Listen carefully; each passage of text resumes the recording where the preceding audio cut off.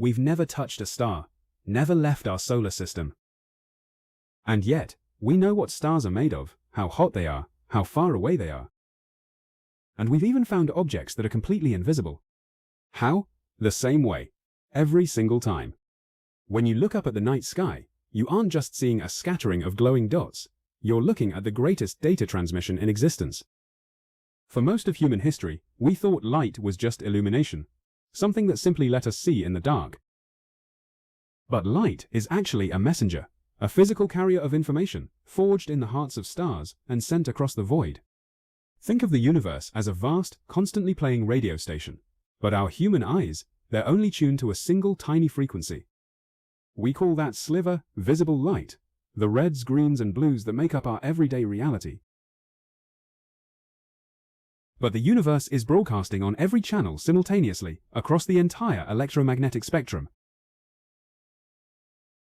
Stretch that visible light out, and you get infrared, microwaves, and giant radio waves pulsing from ancient galaxies. Compress it, and you unlock the violent, high-energy universe, ultraviolet, X-rays from black holes, and gamma rays from dying stars. Everything we know about the cosmos comes from catching these invisible waves. Astronomers didn't just build bigger magnifying glasses, they built antennas, detectors, and orbital observatories to listen to it all. The universe is constantly broadcasting its history. We just needed to learn how to listen and how to decode the message. Light isn't just a cosmic broadcast, it's a barcode. When starlight travels through the universe, it carries hidden messages. Imagine passing that starlight through a prism. It splits into a beautiful, continuous rainbow. But if you look closely, you'll see gaps, dark lines cutting across the spectrum. These are absorption lines. As light passes through the outer atmosphere of a star, specific elements absorb specific colors. It's exactly like a cosmic fingerprint. Hydrogen steals one exact set of colors, iron steals another. By reading these missing gaps, spectroscopy acts as a chemical analyzer for the entire universe. In fact, this is how we found helium. In 1868, astronomers saw a set of dark lines in the sun's spectrum that didn't match anything on Earth. They named it after Helios, the sun. It took another 27 years before we finally found helium here on our own planet.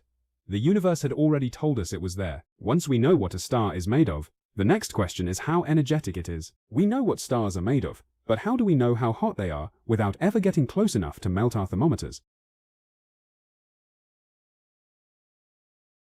Think of a piece of iron being heated in a forge. At first, it just feels hot. Then, it starts to glow a dull, deep red. As it gets hotter, that red shifts to orange, then yellow, and finally a blinding white hot or even blue. Stars follow this exact same principle, known as blackbody radiation. A star's color is literally its cosmic thermometer, broadcasting its heat across the void. It feels completely counterintuitive to our everyday experience, but in the universe, red means cool, and blue means incredibly hot. Take Betelgeuse, the bright red shoulder of the Orion constellation. It is a red supergiant, burning at a relatively cooler temperature. Now look at Rigel, the brilliant blue star at Orion's foot. It is a scorching blue-white beacon, vastly hotter than its red neighbor. And right in the middle is our own sun. A steady yellow-white star burning at about 5,500 degrees Celsius. Just by looking at the color of a pinprick of light, we can take the exact temperature of a nuclear furnace millions of light years away. Now that we know the ingredients and the heat, we need to know how far away and how fast these stars are moving. But what about distance? How do we know a star is 10 light years away, or 10 million? For our closest galactic neighbors, we use a trick you can test right now. Hold up a finger and alternate closing your eyes. It jumps against the background. That's parallax. As Earth orbits the Sun, we look at a nearby star in January and again in July. Against the distant fixed galaxies, that nearby star appears to shift. By measuring that tiny angle, simple geometry gives us the distance. But this only works for our local neighborhood.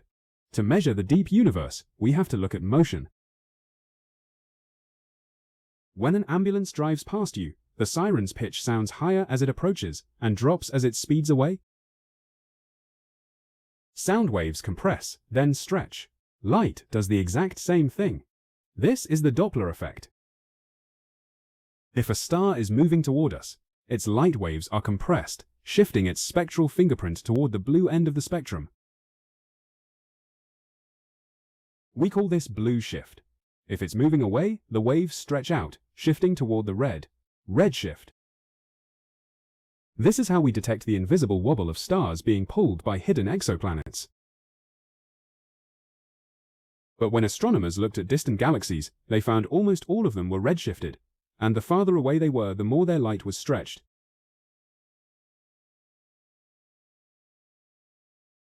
The galaxies weren't just moving through space, space itself was expanding. It's like stretching the fabric of reality, and the light traveling through it gets stretched along with it. Cosmic redshift was the ultimate clue that our universe is growing larger every second. So, from a single beam of light, we can decode temperature, composition, distance, and motion. We've mapped out the cosmos without ever leaving our solar system. But understanding how things move in the dark leads us to something even more profound. The invisible hand guiding all this motion, the most fundamental force shaping the cosmos, gravity. We know how hot a star is and how far away it is. But how do you weigh an object you can't put on a scale? The answer is gravity. If you want to know how massive something is, you just have to watch how other things move around it. Over 400 years ago, Johannes Kepler realized that the time it takes a planet to orbit, combined with its distance, reveals the mass of the star pulling on it. It's known as Kepler's third law. By measuring just two things, orbital period and orbital distance, we can calculate the exact mass of the central object. Think of it like swinging a weight on a string. The heavier the central anchor, the faster the object has to move to stay in orbit. This simple mathematical relationship is one of the most powerful tools in astrophysics. It lets us weigh stars and planets across the galaxy. It even lets us weigh the completely invisible. If we see a star whipping violently around an empty patch of space, we know there is a black hole hiding there, and by measuring the star's orbit, we know exactly how many times heavier than our Sun that black hole is. The same principle applies to extreme pairs, like neutron stars or black holes locked in a compact binary inspiral. As they orbit closer and closer, they spin faster and faster, a cosmic conservation of angular momentum. By watching this orbital dance, we decode the mass of the universe's most extreme objects. And we can even use this to look at planets orbiting other stars and peer through their very atmosphere. We've weighed stars and planets without ever touching them, but what about the worlds orbiting those distant stars? Exoplanets are so small and dim, they're swallowed by the glare of their host star. So, we don't look for the planet, we look for its shadow.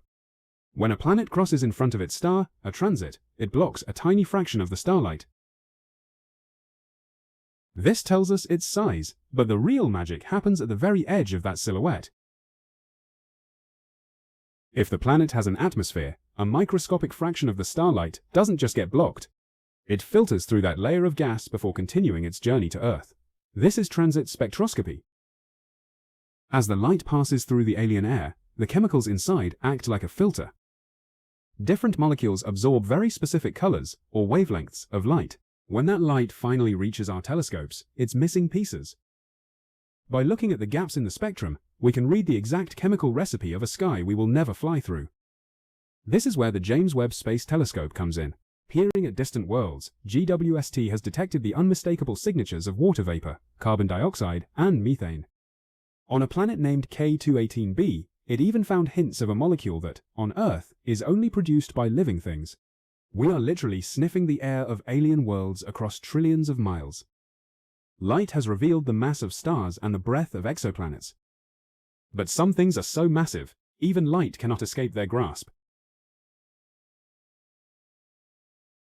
But there is one final frontier, an object so extreme, its gravity traps the very light we rely on to decode the universe, the black hole. How do you see the truly invisible? For decades, we looked for their shadows. We watched stars whip around an invisible center of mass, like Sagittarius A star. We looked for the violent X-ray screams of matter being shredded in binary systems. And we searched for gravitational lensing, where a black hole's immense mass warps the light of galaxies far behind it. All these methods rely on observing how a black hole affects the matter and light around it. But what if there is no matter? What if two massive black holes are orbiting each other in the empty, silent dark? In this scenario, they emit absolutely nothing. No light, no X-rays, no radiation, just two ghosts locked in a fatal dance, orbiting closer and closer. As they spiral inward, conservation of angular momentum takes over. Like a spinning figure skater pulling their arms in, they accelerate. They spin faster and faster. Unlike the skater, they cannot halt their rotation. It is an unstoppable sequence. The immense masses plowing through the fabric of space create ripples.